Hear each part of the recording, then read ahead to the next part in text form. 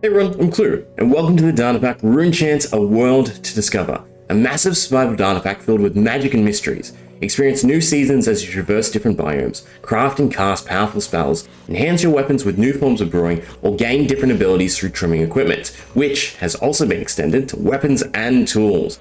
With 8 new advancement tabs to pursue, come experience a whole new world. The data pack is finally at a state release, so no better time to start playing and preparing for more endgame content to come. You can find the pack on Planet Minecraft or Moderate, or of course in the links down below. Alright, hey everyone, I'm Klloo. Welcome back to the data pack showcase. So, we went through how to collect some very useful materials, and now we're on to multi-block structures. So there are quite a lot of multi-block structures for you to actually make, but the first few to really ramp up your grinds are going to be the Deep Slate Furnace, and then up here we have the Rock Crusher. But there are a few things that we need. So for the Rock Crusher, we need an Amethyst Cluster and some Crying Obsidian. Then for the Deep Slate Furnace, we need Deep Slate, Magma Block, and a Blast Furnace. Now, aside from that, there are also some other useful additions to the pack using the Enchanted Ash and the Knowledge Fragment. Now, the Knowledge Fragment, we'll have to wait till we set up the Enchanter's Crucible, which we'll get to probably at a later one, but the Enchanted Ash is definitely useful for today. So what we can do is, using Obsidian, we can throw it on top, and ta-da, we can make Crying Obsidian, which is very useful because there's actually a lot of things in the pack that use Crying Obsidian. So I thought it was nice and handy to actually have a way to craft it on demand. Speaking of which, oh, that's the wrong way around. Grab that. We actually need a block, so I'll just do that. Make it nice and easy on myself. Okay, so the first thing to make, we'll go with the Rock Crusher. So place an Amethyst Cluster on the underside of a block of Crying Obsidian to create a Rock Crusher. So basically, you gotta build up a little bit, and then stick your Amethyst Cluster on the underside, and that's all you need. There you go, you got a Rock Crusher. What does it actually do? Well, as the name implies, it crushes rock. So for instance, if we get out some stone, we can throw it into the Amethyst, if I actually hit it, and it will crush it. Best thing to do is probably have a block underneath. I am tempted to actually completely reverse this multi-block structure, because it's a little annoying, but if you set it up like that, right, you can crush rock, but then eventually it breaks. And the way to get around it breaking is actually to use some of the world fragments. So you can either, set up a little mob farm on top, or you can just throw some experience bottles, and look at that. It will absorb the experience and regrow the amethyst. So you can also use this to farm amethyst, right? If you have amethyst growing on the underside of Crying Obsidian, you can use experience to speed up its growth, right? So if we took out some small buds, for instance, right? Stick small bud, throw down some experience, look at that, grows. Oh, if I could aim, right? Until it gets to a full cluster, and then you can use it as a Rock Crusher once again. So depending on what rock you use, you will get different materials, and they are all nicely listed, as long as you've actually used one. So for instance, in your advancement tab, you probably won't have them all unlocked, but as you crush netherrack, you'll find out that it yields iron nuggets, redstone, or quartz, blackstone, iron nuggets, raw gold, or coal. What about Deep Slate? Iron nuggets, gold nuggets, or raw copper. So they all do have some different stuff. And then also, if you give yourself enough luck, right? So either you get yourself some fancy armor with luck, some potions with luck, the rabbit foot with luck. I don't know if I showed that off. We'll get a rabbit and show that off too. Oh, one too many things, right? So we have max luck now. We're actually going to get, oh, it's not grown. There we are. Some extra goodies, right? So we actually get a lot more stuff the luckier we are, and we might be able to find some special items as well. I think we might have got one. Yeah, so we got some Enchanted Iron Cluster. Nice, useful item for later. But leave that be. So that's a Rock Crusher. So that's nice and useful, again, to ramp up your farming, your mining, your ore find. But then, what about utilizing said ore? Well, we've got that other multi-block structure to craft. So we have a Deep Slate Furnace, which I'm going to clean up my inventory, and then we'll set that up.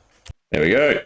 Much better. So we need ourselves our Blast Furnace, polished Deep Slate stairs, walls, and a Magma Block.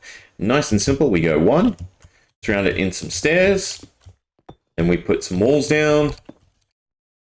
Oh, can you not jump onto a wall? I guess you can't. That makes sense because they're not exact height.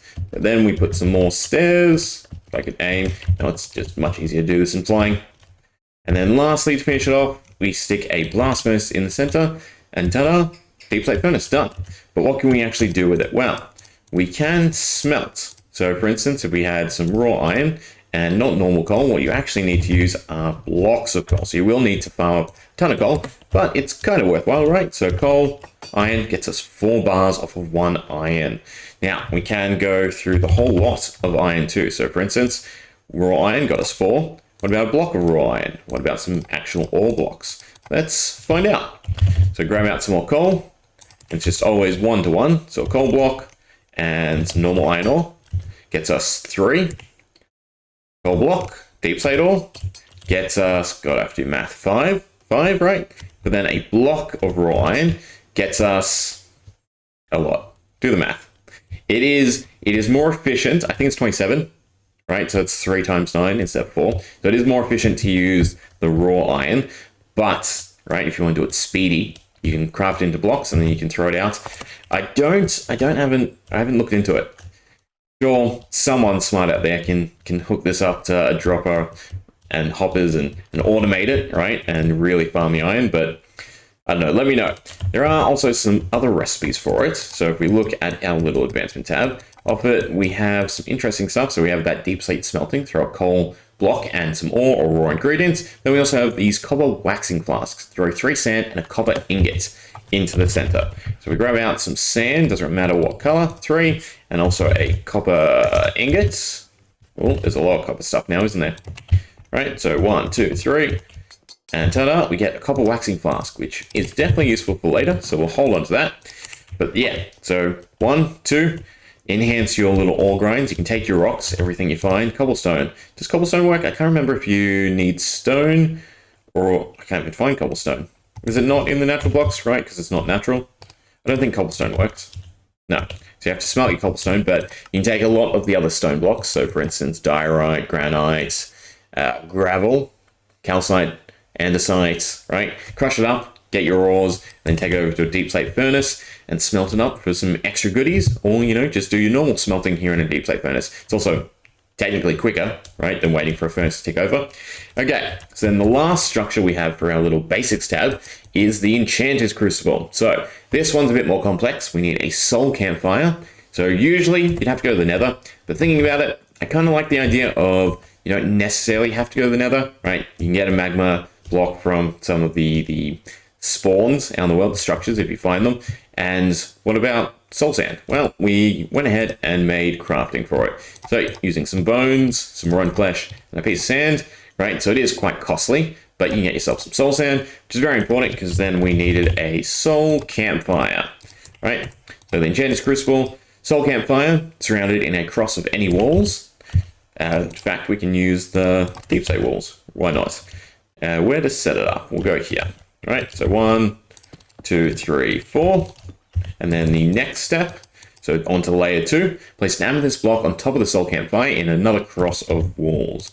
So amethyst block, got, take it on the campfire, God, I have no aim today, right? And then some more walls. And then to finish it off, we need to take the crying obsidian we made through our enchanted ash and stick it like so, and that's our Enchanter's Crucible. Now, you'll probably want to build these structures probably 1 block into the ground just to make them easier. Well, actually, this one's kind of level. This one's level to crush, but not to regen it. And then the Enchanter's Crucible is quite high up. But, right, we saved a compass, a recovery compass, and these knowledge fragments. So what can you actually do with the Enchanter's Crucible? Well, as the name implies, you can enchant stuff. Now, we will need to be survival, and we will need to have certain levels. So if we look at the tooltip for the Enchanter's Crucible, it says, requires the player to be at least level 2, and that's because it costs 2 levels worth of experience. Now, when I say 2 levels, Minecraft is kind of a headache, right? Because the levels are exponential. So level 2 to level 4 is not the same.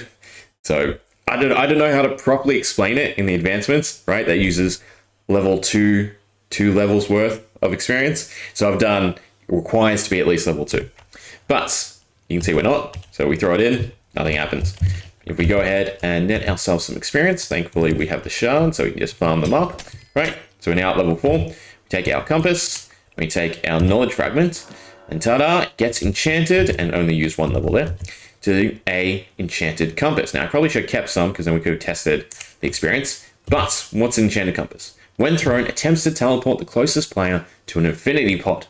So that's definitely a very helpful tool early on if you want to farm up those hearts. So I did make these changes in between this last video and this video. So the latest release of the pack will have these features. I went through and I picked out some quality of life stuff that I wanted to add, as well as some other fun additions if you want to figure them out. But that's pretty much the entry level stuff done for the pack, right? Runechainted Basic. So then we can move on to the proper tabs and look at some of the really cool features. But we'll end off, I'm not going to do it in survival because I'm not dumb, right? Damn, there's no affinity pot nearby. That's a shame. But what happens if we spawn one in? Yeah, so I do want to just note that, right? So they are one-time use, and if you've got no pot nearby, you're out of luck, unfortunately. So I'm going to farm up one, and then we'll see how it actually works. Oh, that didn't take too long. So a Heart of Affinity has... No, unfortunately, they're not passenger trains.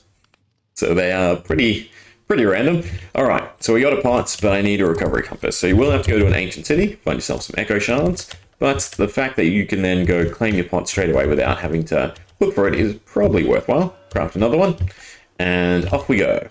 Ta-da! So it teleports you straight to wherever it spawns, and we can break it and grab our heart, and we can, well, not really dip, because now you got to find your way back. So balanced, I hope, right? It's not just a freebie, but we are also near Amethyst, and Amethyst also does play an important part in the pack.